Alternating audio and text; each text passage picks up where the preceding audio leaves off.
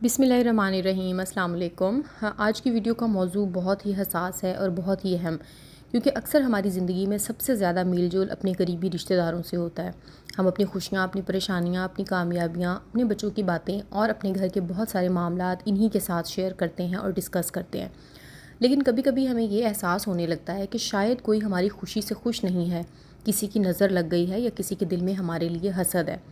ایسی صورتحال میں ہمیں نہ تو کوئی شخص ایسا ہونا چاہیے جس پہ شک ہو، اور نہ ہی پریشانی کو فوراً نظر بد یا حسد کا نتیجہ سمجھ لینا چاہیے۔ لیکن اسلام میں نظر بد کا تصور موجود ہے اور ہمیں اللہ تعالیٰ سے اس کی حفاظت مانگنے کی تعلیم بھی دی گئی ہے۔ اس لیے آج میں آپ لوگوں کے ساتھ قریبی رشتہ داروں کی نظر بد اور حسد سے بچنے کے 8 ایسے طریقے شیئر کروں گی جو بہت ہی پریکٹیکل ہیں، جن میں دینی احتیاط کے ساتھ ساتھ عملی سمجھداری بھی شامل ہے۔ آئیے ویڈیو کو سٹارٹ کرتے ہیں۔ اور پہلے نمبر پہ جو میں بات آپ لوگوں کے ساتھ آج کرنے جا رہی ہوں وہ یہ ہے کہ اپنی ہر نعمت ہر شخص کے سامنے بیان نہ کیا کریں۔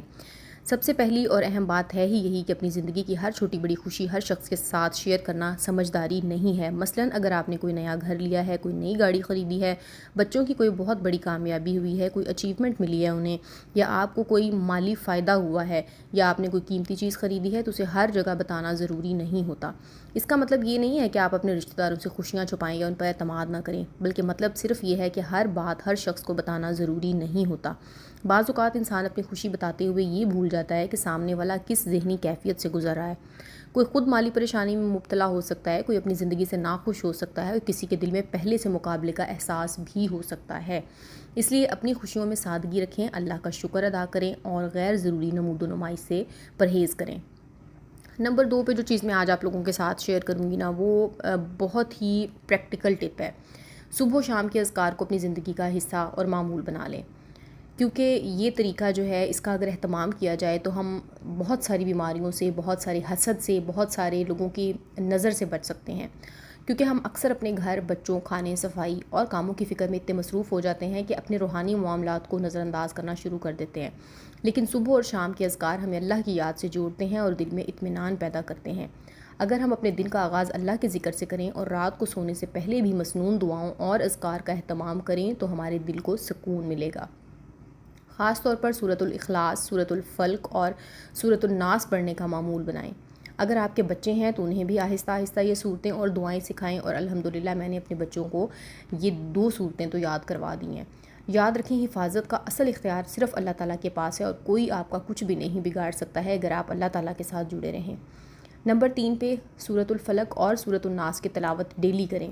یہ طریقہ قرآن کریم کی ان صورتوں سے متعلق ہے جو ہمیں مختلف قسم کے شر سے اللہ کی پناہ مانگنا سکھاتی ہیں۔ سورۃ الفلق میں ہم اللہ تعالیٰ کی مخلوق کے شر سے، رات کے اندھیرے کے شر سے، جادو اور حسد کرنے والے کے شر سے پناہ مانگتے ہیں۔ اسی طرح سے سورۃ الناس میں وسوسوں اور شیطانی شر سے اللہ کی پناہ مانگی جاتی ہے۔ اس لیے ان صورتوں کو صرف کسی مشکل وقت میں پڑھنے کی بجائے اپنے ڈیلی معمول کا حصہ بنا لیں۔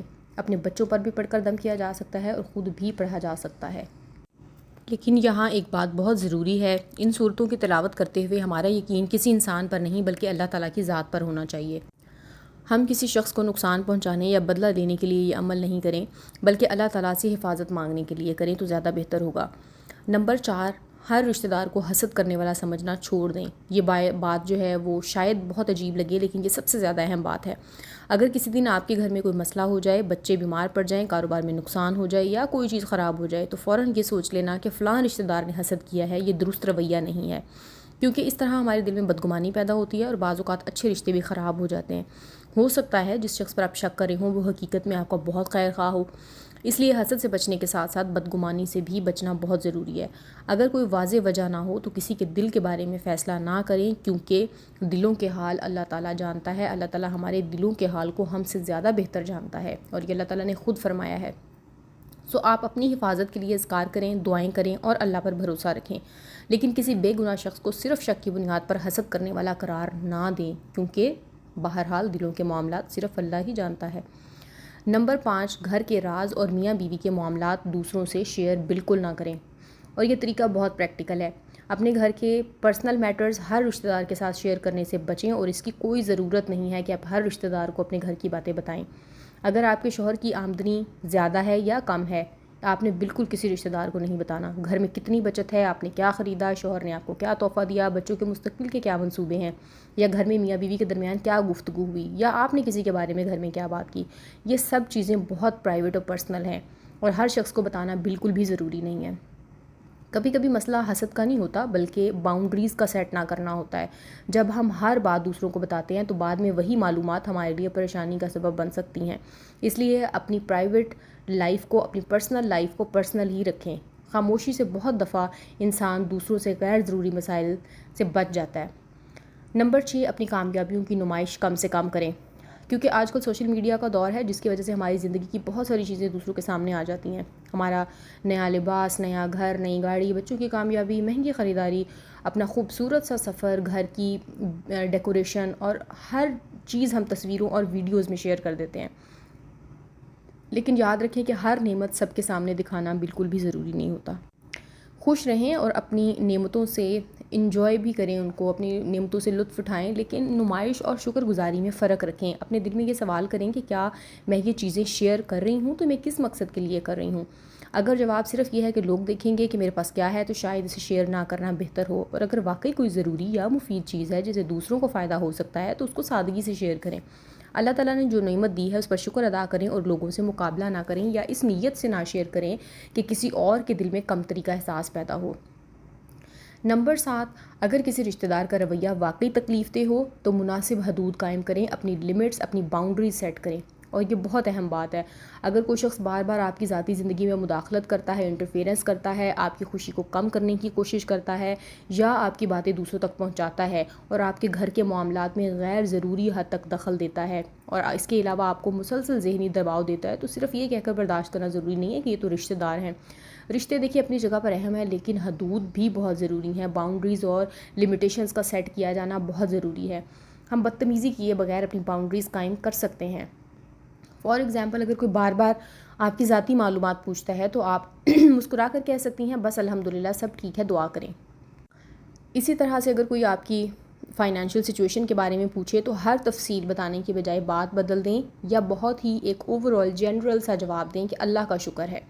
اگر کوئی آپ کے میاں بیوی کے معاملات میں مداخلت کرے تو نرمی سے کہیں دیکھیں یہ ہمارا پرسنل میٹر ہے، ہم اسے خود ہی حل کر لیں گے. یہاں اب آپ نے نہ لڑائی کی، نہ بدتمیزی کی، نہ ہی نفرت کا اظہار کیا، صرف مناسب فاصلہ اور واضح حدود کا تعین کیا ہے اور سب کچھ حل ہو گیا. اب نمبر 8 پہ میں جو بات آپ کو کہنا چاہ رہی ہوں وہ یہ ہے کہ اللہ پر توکل کریں اور حسد کا جواب حسد سے آپ نے بالکل بھی نہیں دینا کیونکہ یہ بہت ضروری ہے. اور اگر آپ کو واقعی محسوس ہوتا ہے کہ کوئی آپ سے حسد کرتا ہے تو اس کے جواب میں آپ بھی اسے حسد کرنا نہ شروع کر دیں. اس کے لیے برا نہ چاہیں، اس کی خوشی دیکھ کر پریشان نہ ہوں، اس کے نقصان کی دعا نہ کریں، بلکہ اپنے دل کو یہ سمجھائیں کہ میری حفاظت اور میری عزت اللہ کے ہاتھ میں ہے. اگر آپ دوسروں کی نعمتیں دیکھ کر دل میں کڑتے ہیں تو اس پر کڑنے کی بھی ضرورت نہیں ہے. ہر انسان کا نصیب دوسرے انسان سے مختلف ہے.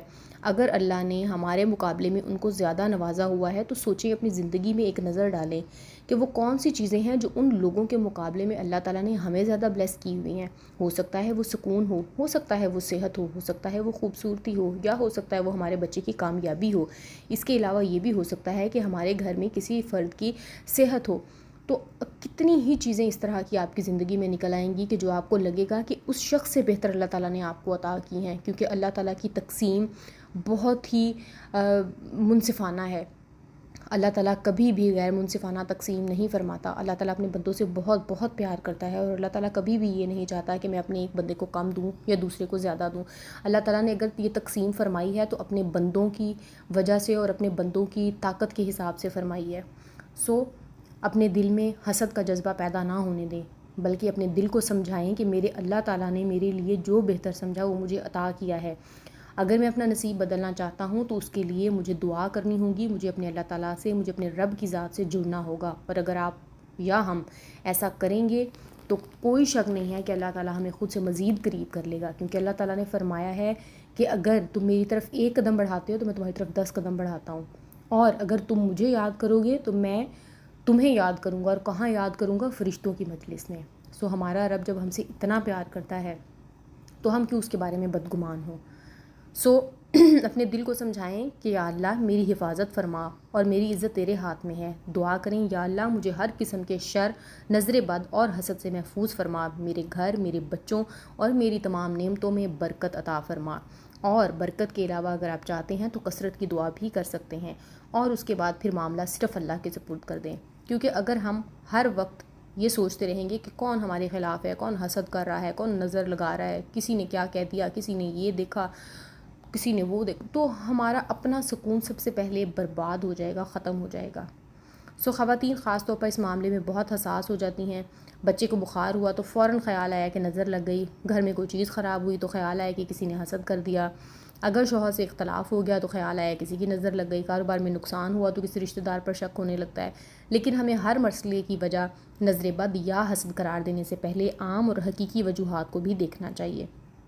اگر بیماری ہو تو ڈاکٹر سے رجوع کرنا چاہیے، مالی مسئلہ ہو تو اپنے اخراجات اور حالات کا جائزہ لینا چاہیے، گھر میں اختلاف ہو تو بات چیت اور سمجھداری سے مسئلہ حل کرنا چاہیے، اور ساتھ ساتھ اللہ تعالیٰ سے حفاظت اور بہتری کی دعا بھی مانگتے رہنا چاہیے. یعنی دعا بھی کرنی چاہیے، توکل بھی کرنا چاہیے اور پریکٹیکل ایفرٹ بھی کرنی چاہیے. میری پیاری بہنوں، آج کی ویڈیو میں نے اپنے قریبی رشتہ داروں کی نظر بد اور حسد سے بچنے کے 8 طریقے آپ لوگوں کے ساتھ شیئر کیے ہیں. اپنی ہر نعمت ہر شخص کے سامنے بیان نہ کریں، صبح و شام کے اذکار کا اہتمام کریں، سورۃ الفلق اور سورۃ الناس کی تلاوت کریں، بلا وجہ کسی رشتہ دار کو حسد کرنے والا نہ سمجھیں. اپنے گھر کے راز اور میاں بیوی کے معاملات دوسروں سے شیئر نہ کریں، اپنی کامیابیوں کی غیر ضروری نمائش سے بچیں، ضرورت پڑنے پر مناسب باؤنڈریز قائم کریں، اور سب سے بڑھ کر اللہ تعالیٰ پر مکمل توکل رکھیں. یاد رکھیں ہمیں لوگوں سے ڈر کر زندگی نہیں گزارنی، ہمیں اللہ سے تعلق کو مضبوط کرنا ہے، اپنی زبان اور اپنے معاملات میں احتیاط کرنی ہے، اور اپنے دل کو بدگمانی، نفرت اور حسد سے پاک رکھنا ہے. اللہ تعالیٰ ہم سب کو ہر قسم کے شر، نظر بد اور حسد سے محفوظ فرمائے، ہمارے گھروں میں سکون اور برکت عطا فرمائے، ہمارے بچوں کو اپنی حفاظت میں رکھے اور ہمارے دلوں کو محبت اور اطمینان سے بھر دے. آمین یا رب العالمین. اگر آپ کو یہ ویڈیو اچھی لگی ہو تو اسے ضرور لائک کریں، اپنے دوستوں اور گھر والوں کے ساتھ شیئر کریں، اور ایسے ہی گھریلو، دینی اور خواتین سے متعلق مفید موضوعات کے لیے میرے چینل کو سبسکرائب کرنا نہ بھولیں. ملتی ہوں کسی اور ٹاپک میں کسی اگلی ویڈیو میں، تب تک کے لیے مجھے اجازت دیجیے. اللہ حافظ.